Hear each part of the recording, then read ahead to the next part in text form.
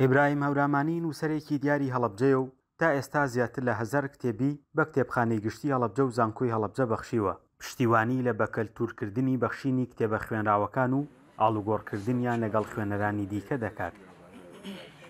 ئەم نەریتی بەخشینی کتێبە یەکێکە دەو هۆکارانەی کە هەوڵ ئەدرێ بۆ بە کللتوریکردنی خوێندنەوە لە ناو کۆمەلگایە.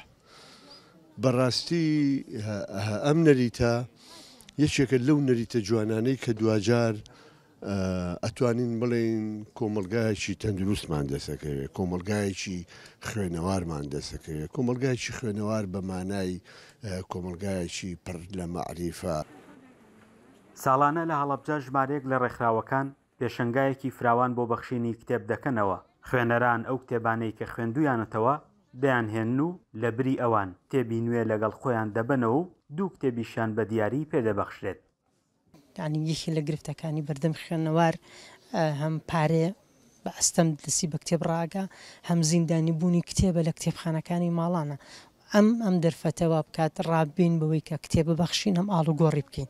یەکێک لە ئامانجەکانی ئەم پێشنگایە کە بە خۆشحاڵیەوە خەریکە بێتە نەریتێک هەمووان بەدەستکرابووی و کتێب ئەبەخشن هەم کتێب ئاڵوگۆڕ پێەکەن. بەڵێ سەرتاکەیەتە ئێرە ئەبێ لێرە ناوی تۆمار بکرێ بۆ ئەوەی کە دواتر ڕۆشتەوە بزانین چەند کتێبی بردووە بە نرخی کتێبەکانی خۆی لێرە ناوی تۆمار ئەکرێ ئیتر لەوێ جوان ئەگەڕێ بۆ کتێبانەی کە خۆی بەدڵێتی کتێبی دڵخوازی خۆی هەڵەگرێ وەنگە چەند کتێبی هەنگابێ ئەوەنگە کتێب وەرئەگرێ لەگەڵ دوو کتێبی بەخشین.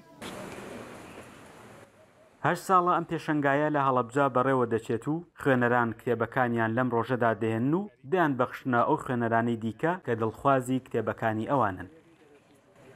یەکجار کە کتێبێک ئەخوێنرێتەوە ئیتر تەواو لە یاد دەکرێت. زۆر خوێنەریش هەیە بە دوای کتێبە ناوازەکانە ئاگەڕێن.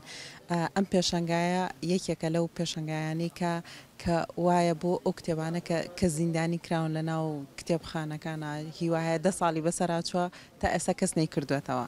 یەتەوە جارێک کە دیسانەوە ئەچێتەوە بەرخوێندن لەبەری خۆتەزانی لەم ڕۆژانەیە تۆزە خوێندنەوەی کتێب کەم بووە. بەخشینی کتێبی کتێبخانەکان دوای خوێنەوەیان بیرۆکەیەکی کاریگەری نووسەرانی هەڵەبجەیە و چاویان لەوەی ئەم پێشەنگایە لە ساڵانی ئایندەدا لەسەر ئاستی کوردستان فراوانتر بکرێت. فەرحان هەورامانی، دەنگی ئەمریکا، هەڵەبجە.